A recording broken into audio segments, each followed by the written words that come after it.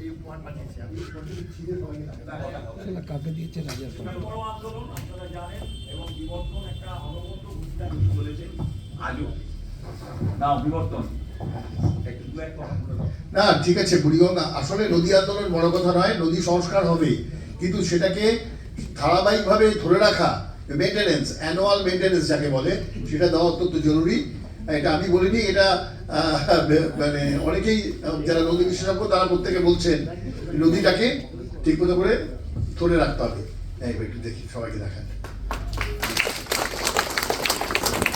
এখানে আমি মনে করি যে সবচেয়ে বড় কথা হচ্ছে শ্রমশক্তি। শ্রমশক্তিকে রেসপেক্ট দিতে হবে। আমাদের নৌকো আটকে গেছিল গঙ্গার মধ্যে, এই শ্রমশক্তি আমাদের বাঁচিয়েছে। শ্রমশক্তি বড় কথা। শ্রমজীবী হাসপাতালে তো আমাদের বন্ধুরা রয়েছে। 30 বছরের লড়াই ছিল বুড়িগঙ্গা সংস্কারের, এবং এই 30 বছরের লড়াইয়ে মৎস্যজীবীরা একটা মুখ্য ভূমিকা নিয়েছিল, এবং তার সঙ্গে সঙ্গে পাশের কৃষিজীবী যারা পরিবেশবিদ, পরিবেশপ্রেমী, তারা সবাই এসে হাত লাগিয়েছেন।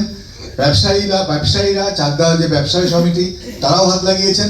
তার ফলে এই একটা সাফল্য এসছে, কিন্তু এই সাফল্যটা এখনো পুরো সাফল্য নয়, আংশিক সাফল্য, কারণ এর মেনটেন্যান্স এখনো হচ্ছে না, ফলে আবার সিলটেশন হচ্ছে। ধন্যবাদ।